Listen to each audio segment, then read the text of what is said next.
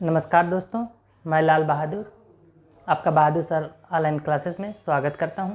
चलिए दोस्तों, अभी तक हम लोग जो देखे थे चाल, समय,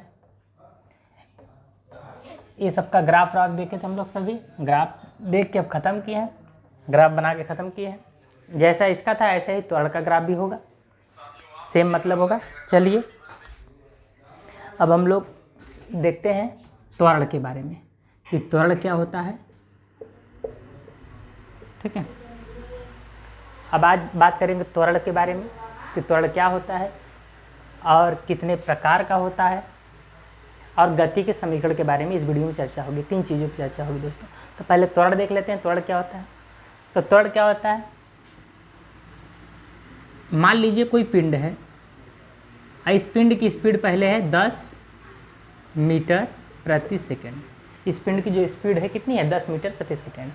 और यह कुछ समय बाद इसकी जो स्पीड है वो हो जाती है 20 मीटर प्रति सेकेंड।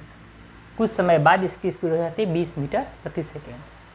तो इसके पहले इसका जो पहले इसका वेग था वो वेग कितना था, 10 मीटर प्रति सेकेंड। बाद में इसका वेग कितना हो गया, 20 मीटर प्रति सेकेंड। मतलब u का मान है 10 मीटर प्रति सेकेंड और v का जो मान है वह है कितना, 20 मीटर सेकेंड। वेग में क्या हो गया, पहले 10 था, अभी कितना हो गया वेग, 10 बढ़ गया 20 हो गया। तो वेग में कितना परिवर्तन हुआ और कितना समय में हुआ, उसी को हम लोग क्या कहेंगे, त्वरण। मतलब त्वरण क्या है, वेग परिवर्तन की दर। त्वरण क्या है, वेग परिवर्तन की दर। त्वरण क्या है, वेग परिवर्तन की दर को त्वरण कहते हैं। जो वेग परिवर्तन की दर होगी उसी को क्या कहेंगे, त्वरण। दर मतलब क्या होता है, समय से भाग। दर मतलब क्या होता है, समय से भाग। तो वेग परिवर्तन की दर को त्वरण कहते हैं। मतलब हम यहाँ लिख सकते हैं कि त्वरण बराबर, या इसी जगह लिख लीजिए, त्वरण बराबर वेग परिवर्तन की दर। तो वेग में कितना परिवर्तन हो रहा है,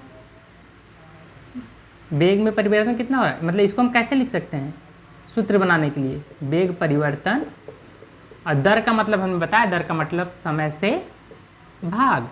दर का मतलब क्या, समय से भाग।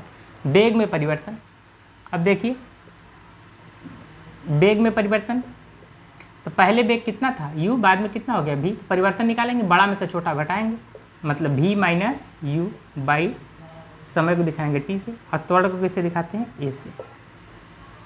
तो a का मान निकालने का सूत्र क्या हो गया, a बराबर v minus u by t। ठीक है, तो उम्मीद है आपको समझ में आया होगा कि त्वरण क्या चीज़ होता है। तो वेग परिवर्तन की दर को हम लोग त्वरण कहते हैं। ठीक है, परिभाषा हमें पता चल गया, इससे हम सूत्र बना लिए, तो निकला a बराबर v minus u by T. त्वरण के बारे में कुछ और बातें जानते हैं। ठीक है, इसको आप नोट करते जाएंगे। त्वरण के बारे में कुछ और बातें, जैसे त्वरण कैसी राशि है। तो त्वरण कैसी राशि है, त्वरण एक सदिश राशि है। कैसी राशि है, सदिश राशि है। और हम जानते हैं जो राशि सदिश होता है उसको लिखने के लिए किसकी ज़रूरत होगी, परिमाण और दिशा। किसकी ज़रूरत होगी, परिमाण और दिशा। परिमाण की भी जरूरत पड़ेगी और दिशा की भी जरूरत पड़ेगी। सदिश राशियों के बारे में ये हमने सदिश के चैप्टर में पढ़ाया था आपको। तो त्वरण क्या है, सदिश राशि, इसमें परिमाण और दिशा दोनों होता है। और कोई भी राशि अगर सदिश राशि होगी तो हमने बताया था कि उसका मान ऋणात्मक, शून्य और धनात्मक कुछ भी हो सकता है। लेकिन अगर अदिश राशि होगी तो इसका मान केवल धनात्मक होगा। तो इसका मान क्या होगा, ऋणात्मक, शून्य, धनात्मक, कुछ भी हो सकता है इसका मान। और त्वरण को किस अक्षर से दिखाते हैं, ए से दिखाते हैं। मात्रक इसका क्या होगा, मीटर प्रति सेकेंड स्क्वायर। मात्रक इसका क्या होगा, मीटर प्रति सेकेंड स्क्वायर इसका मात्रक होता है। अगर बीमा लिखेंगे तो मीटर के लिए बीमा एल, ये सेकेंड स्क्वायर नीचे है तो सेकेंड के लिए होता है टी, नीचे से ऊपर जाएगा तो माइनस हो जाएगा, टी माइनस 2 पूरा हो जाएगा एल टी माइनस। ये भी त्वरण से जुड़ी हुई बातें हैं, इसको आप लिख लेंगे। त्वरण एक अदिश राशि, इसमें परिमाण और दिशा दोनों होता है। इसका मान ऋणात्मक, शून्य और धनात्मक कुछ भी हो सकता है। इसे ए से व्यक्त करते हैं। इसका मात्रक मीटर प्रति सेकेंड स्क्वायर होता है। इसकी बीमा एल टी माइनस 2 होती है दोस्तों। उम्मीद है ये सब बातें आपको समझ में आए होंगे। ठीक है, अब देखिए, अगर त्वरण है, ठीक है, तो त्वरण हमारा ऋणात्मक भी हो सकता है और धनात्मक भी हो सकता है। ऋणात्मक त्वरण को ही हम लोग क्या कहते हैं? मंदन। ऋणात्मक त्वरण को हम लोग क्या कहते हैं? मंदन। और ऋणात्मक त्वरण को दिखाएंगे किससे? ऋणात्मक त्वरण को दिखाते हैं माइनस लगा के दिखाएंगे, -a। और धनात्मक त्वरण को क्या लगा के दिखाएंगे सवाल लगाते समय? +a। अगर त्वरण को हमें लिखना है तो -a और +a लगा के लिखेंगे।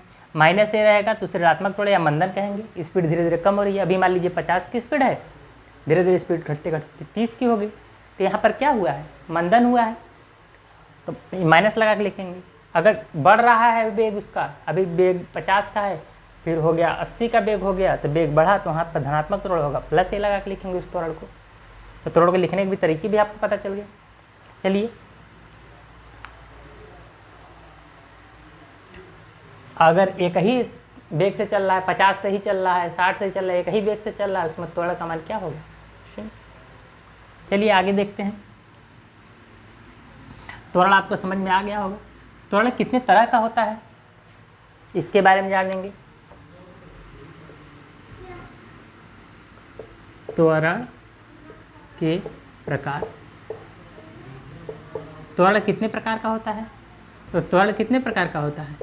3 तरह का त्वरण होता है हमारे पास। त्वरण कितने तरह का होता है? 3 तरह का। कौन सा? एक होता है रेखीय त्वरण, रेखीय त्वरण। एक होता है गुरुत्वीय त्वरण, गुरुत्वीय त्वरण। और एक होता है कोणीय त्वरण। त्वरण हमारा 3 तरह का होता है, 3 प्रकार का होता है। एक होता है रेखीय त्वरण, एक होता है गुरुत्वीय त्वरण, एक होता है कोणीय त्वरण। रेखीय त्वरण को हम लोग दिखाते हैं ए से, स्मॉल ए से। गुरुत्वीय त्वरण को दिखाएंगे स्मॉल जी से, और कोणीय त्वरण को दिखाएंगे अल्फा से। ठीक है, रेखीय त्वरण कब होगा? किसे रेखीय त्वरण कहेंगे? जब एक सीधी रेखा में कोई चीज़ गति करेगा। ठीक है, जैसे जमीन पे ऐसे जा रहा है, वैसे जा रहा है, ऐसे जा रहा है ना, सीधी रेखा में गति करेगा तो उसे रेखीय त्वरण। गुरुत्वीय त्वरण किसे कहेंगे? जब ऊपर नीचे कोई चीज़ गति करेगा, ऊपर नीचे अगर गति कर रहा है तो गुरुत्वीय त्वरण। कोणीय त्वरण किसे कहेंगे? जब कोई चीज़ कोण में घूम रहा है, सर्कल टाइप में, उसे हम लोग क्या कहेंगे? कोणीय त्वरण। ठीक है, और एक सूत्र भी है, जी का तो मान हमें पता होता है, इस जी का मान, कि जी का मान कितना होता है? 9.8। जी का मान क्या इतना होता है? 9.8 मीटर पर सेकेंड स्क्वायर। लेकिन इन दोनों को निकालने के लिए एक सूत्र भी है, इसे हम लोग कहेंगे रेखीय त्वरण तथा कोणीय त्वरण में संबंध। कोणीय त्वरण में संबंध मतलब ऐसा सूत्र जिसमें रेखीय त्वरण और कोणीय त्वरण दोनों आ जाए। तो सूत्र क्या है? A बराबर R इंटू अल्फा। ए आपका क्या है? रेखीय त्वरण है।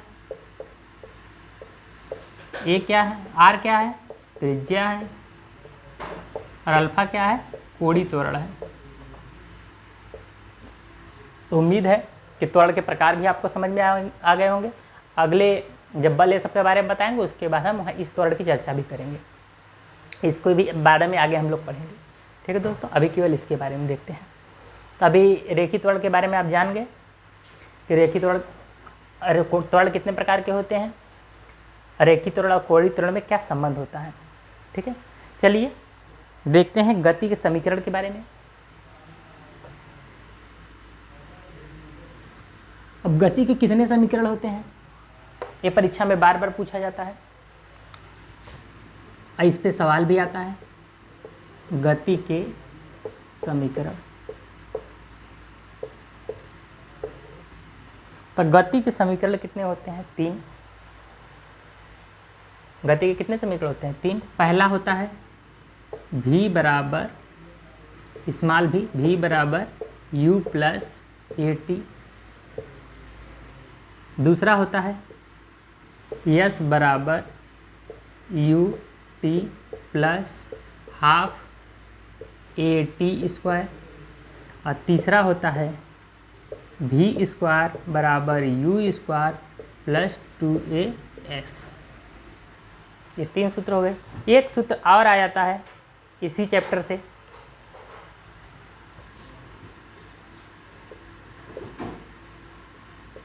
टीवें सेकंड में चली दूरी, टीवें सेकंड में चली दूरी यस टी बराबर यू प्लस 1/2 कोष्टक में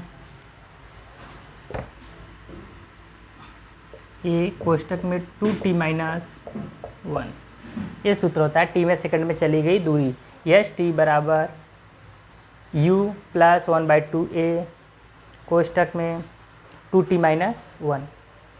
इसी से जुड़ा एक और सूत्र होता है औसत बराबर औसत वेग बराबर, औसत वेग को हम लोग दिखाते हैं v के ऊपर बार लगा के u प्लस v/2, औसत वेग बराबर। ठीक है, गति के समीकरण होते हैं हमारे 3, 2 इससे और सूत्र होते हैं इसी चैप्टर में, इनको भी नोट कर लेंगे। इस पे सवाल के बारे में देखेंगे। पहले इसमें अक्षर क्या क्या है इसके बारे में जान लें। गति के समीकरण में तो v बराबर u प्लस ए टी गति का पहला समीकरण है, s बराबर U T plus half A T ये दूसरा समीकरण है, तीसरा v स्क्वायर बराबर यू स्क्वायर प्लस 2as ये तीसरा समीकरण है। अब देखिए इन सब में जो अक्षर है इनके क्या क्या मतलब हैं, इन अक्षरों के क्या क्या मतलब हैं। देखिए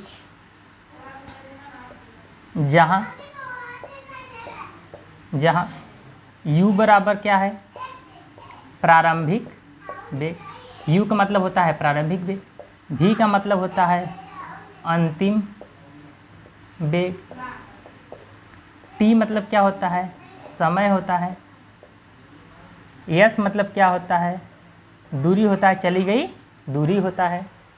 ठीक है दोस्तों, तो उम्मीद है आपको ये सब चीज़ें समझ में आ गई होंगी। ठीक है, चलिए अगले वीडियो में मिलते हैं इन सब का सवाल लेकर, इन पे आधारित कौन कौन से प्रश्न होंगे दोस्तों। ठीक है दोस्तों, नमस्कार।